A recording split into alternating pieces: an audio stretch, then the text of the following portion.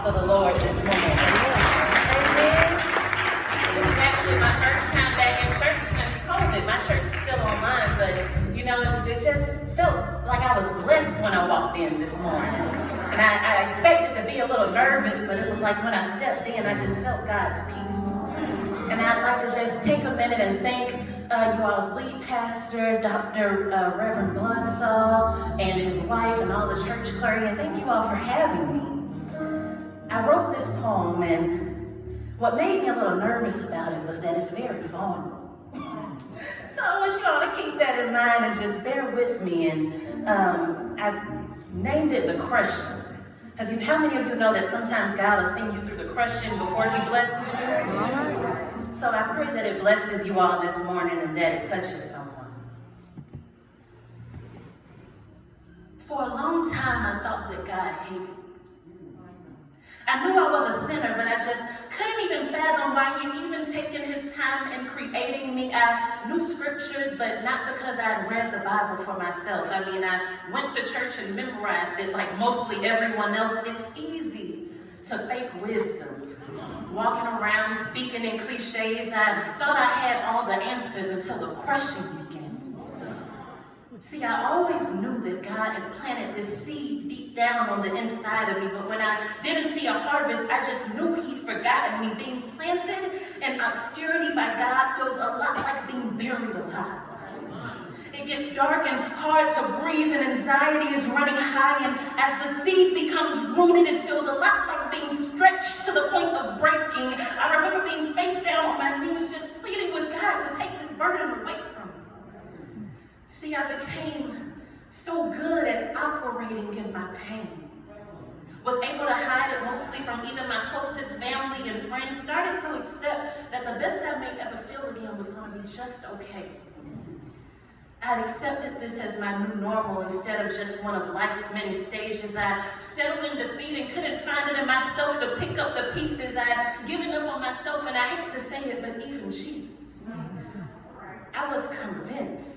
So convinced that my own decisions, mistakes, and failures had knocked me so far out of God's plan that I ruined my life forever. I severed ties with my church because I felt like no one there could understand me. I was fighting for my life, and I already tried prayer therapy and modern medicine, but the spirit of comparison was what had a chokehold on me. There were days when I'd be in a room full of people just hiding behind this smile. Because I felt too ashamed to admit to the people who loved me most that I felt like I was drowning and no one could see that I was dying. Lord, I was trying. But I'd become so in tune with the pain. People would ask me what's wrong, and I'd just say I'm tired because it was safer than taking my chances and ranting about it. Besides, no one ever asked me, tired of what? So I'd never tell. I just held it all inside. I was like a walking bombshell, and no one knows how many tears I cried. How many times I had to call on God in the middle of the night with clenched fists that were holding on to the pain I thought I deserved, with the closed mouth because I felt too small to pray out to this big God I served. With a presence on this earth that I felt like was too insignificant for God to even observe, with a heart so hardened that I couldn't even receive a word sitting on the front pew at church. How's he gonna love me? Bless me, be concerned with all things concerning me. I've been living with this guilty until proven innocent mentality when God says, my child, you are victorious until proven otherwise. I know your lows have been low, but your highs will be higher than anything you've ever seen advertised. His blessings extend far, far beyond the sky and are greater than anything that you or I could imagine.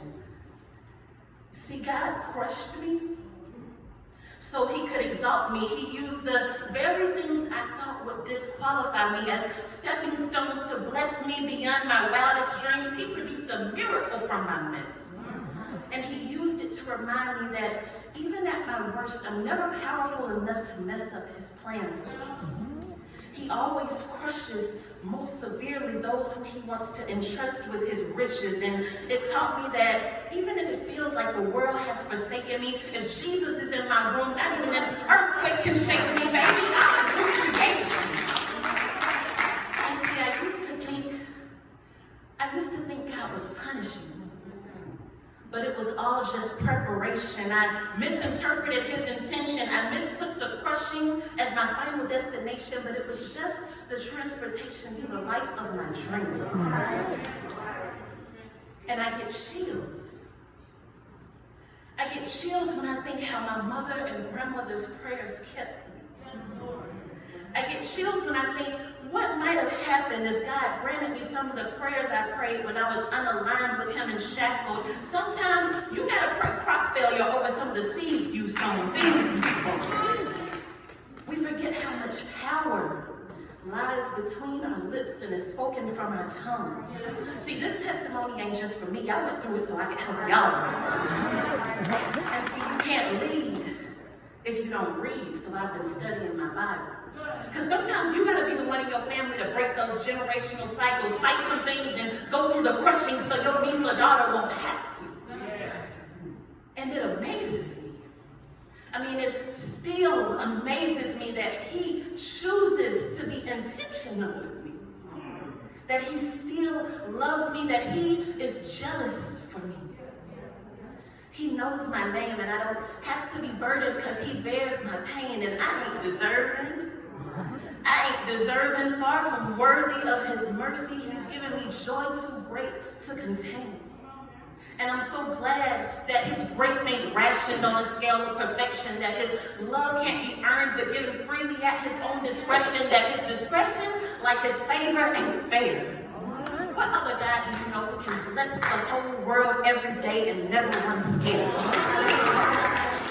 So when I feel unworthy, insignificant, undeserving, I remember that I serve a God who looked at this earth and thought that I was just what it needed.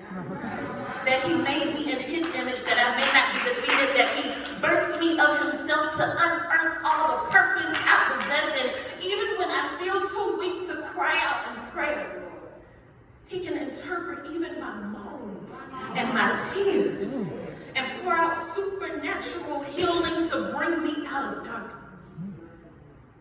And you may be in the dark right now, but this is your exodus.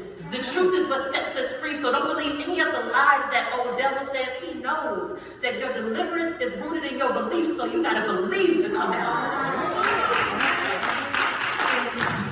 Some people need you to stay stuck because they built entire systems, jobs, and dependence around your pain. But God didn't intend for the crushing to be your end, but just a stop along the way. He can take the same knife that was used by your enemies to stab you in the back and use it as a tool for your good to prune you and create a firm foundation that won't crack. It doesn't matter where you started, but you get to choose how you'll finish. Whether you've been lied on, laughed at, or counted out in this season, God's about to unveil the reason he had to pull you back for a while and humble you so that when he lets go, you'll take off and fly with no limits. Crushing is the process. But soaring like an eagle is the promise. When we shift our focus to the promiser and trust that our promise won't miss us, that's when we'll get it. The life we've been waiting for. And I think it's about time that all of us decide to soar. Thank you.